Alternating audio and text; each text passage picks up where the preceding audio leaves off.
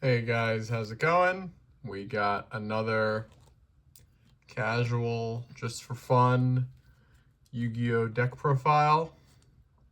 This time we're going to be talking about one of my favorite decks that I have been playing for a long time.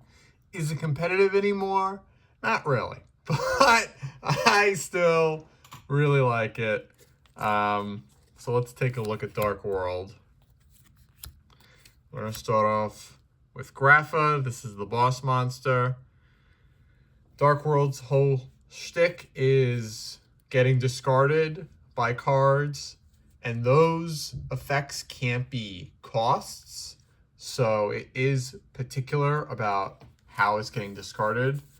But when they get discarded, effects apply. And for Grapha, it gets to destroy a card face up on the field, and then if you return a Dark World monster from the field to the hand, you can special summon this from the graveyard.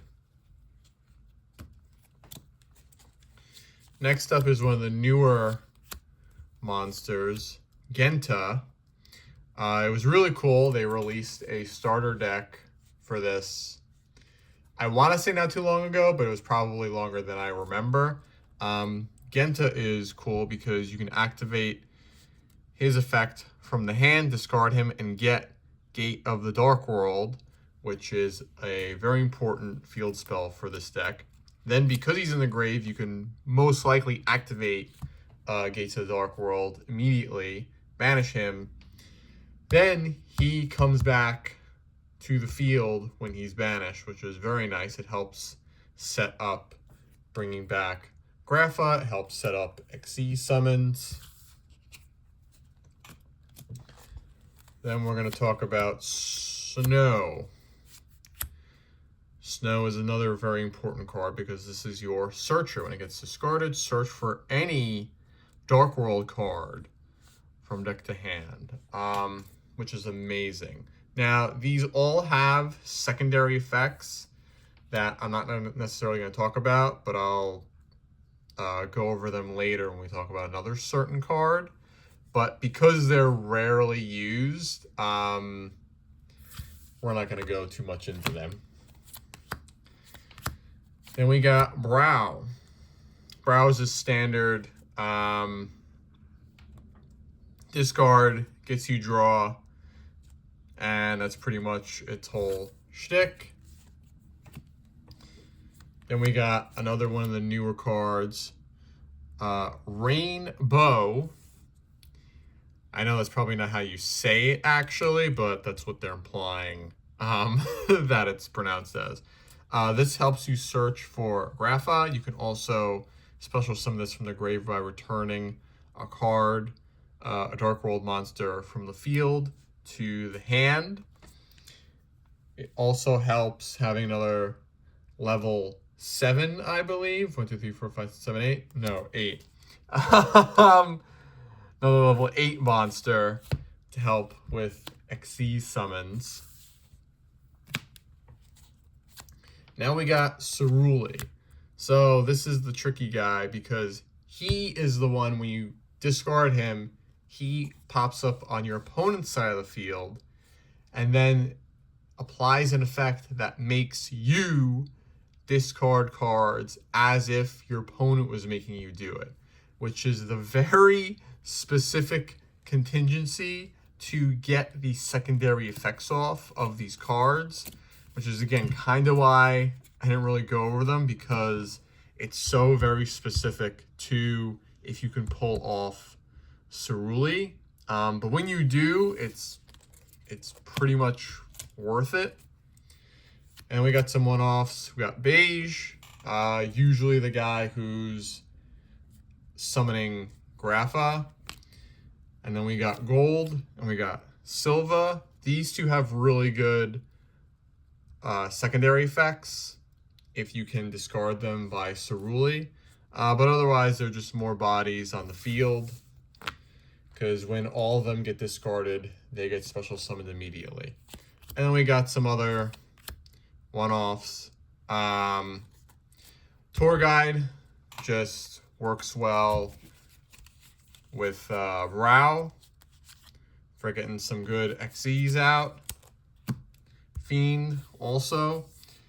And then Salamander, who has an ability to discard cards, but it's not a cost. So he does trigger the Dark World ability, and then also just gets into the body on the field, helps with XE summons. Now we're going to go into spells. Dark World Ascension, which is one of the newer ones, which is a fusion spell. Basically, there's only one fusion monster that we care about, at least. I know there's another one, but we'll get into that later. Fusion summon a Dark World monster. You can also discard material. So not only does this help trigger other Dark World abilities, you can then return it from graveyard to hand to activate another discard. Dark World dealings. Draw power, depending on your opponent's deck, it may help them, it may hurt them.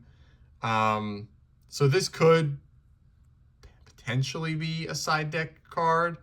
But I mean, it's a Dark World deck, so we gotta have it in here. And again, this is just kind of for fun. Dark World Archives, this is a newer card. Both abilities really good because you can discard a card, beef up your monster's attack based on the discarded monster's star level. And then if you discard via a Dark World effect, you can draw 2 and then discard 1. Or actually the other way around. Discard 1, then draw 2. Which is really awesome. And then the main spell, Gates of the Dark World. You really want this at the opening.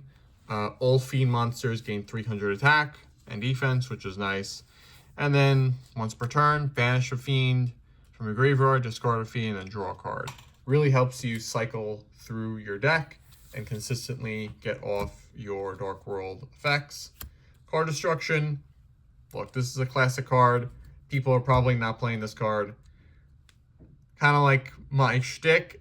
This is just a card that I had that fits well with the deck. And honestly, when you pull this off, it really is awesome to discard a full hand of Dark World monsters and chain like 4 effects in a row.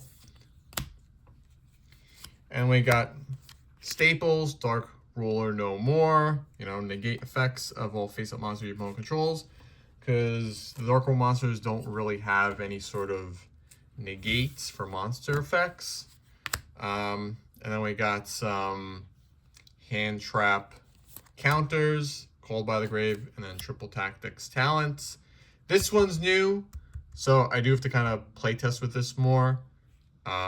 But it's like a staple for a reason.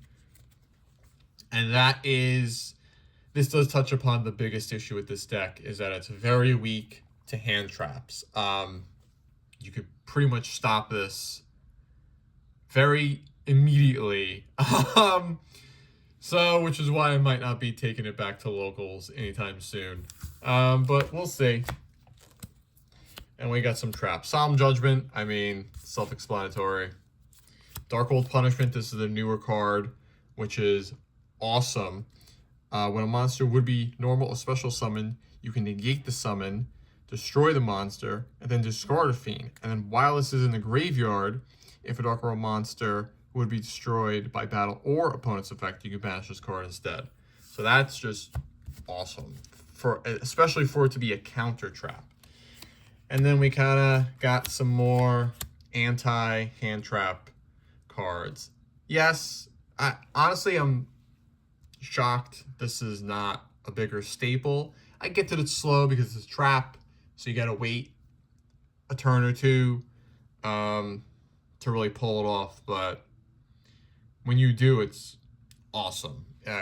Hitting for 2,000 damage and negating an effect from hand, graveyard, or banish is awesome. And then Titan Ositor, Again, this is one of these cards that I just so happen to have. That's good. Like, this card should be better. I get it because some decks are crazy now, but target one face-up monster your opponent controls that was special summoned from the extra deck. So that's a little contingency. Changes deck to 0 and then negate its effects. And then this helps, and then you can bring this card back one more time, which is awesome. Then we're going to go into the extra deck. So we got Grapha, the Dragon Overlord. This is the fusion that you really want to get out. His ability is basically to trigger off the secondary effects of your cards. It also changes effects your opponent will use. It's pretty beefy, 3200. Yeah, this is the main guy. And then we got some links. Again, this is just a really good guy that I have that I can throw in here. Wee Witch Apprentice to help with those dark monsters. Muckcracker to help with discarding. And Dark just to utilize our dark monsters and help link climb to our link 4 option. And then we got our 3 links, not links, XZs, that we pull off with Tour Guide. Levier, because we are going to have a bunch of guys banished, so this helps bring it back. And then Wind Up, again, it's just a standard card that I've had that fits with the rank 3. And it's just awesome. Like, can't get destroyed 2 times and then can destroy a card on the field. And then we got some standard level 4s. Number 41, Steel Swarm and Abyss Dweller. Number 61, just in case I can pull it off if I have silver and gold out and for whatever reason I can take advantage of that. Why not? Then we got our level 8. Number 22, he's really just there. He's not even here for his effect. He's here for his 4,500 attack. And then number 38, just to help counter spells and just be a pain. So ideally, you want to have Gates of the Dark World first.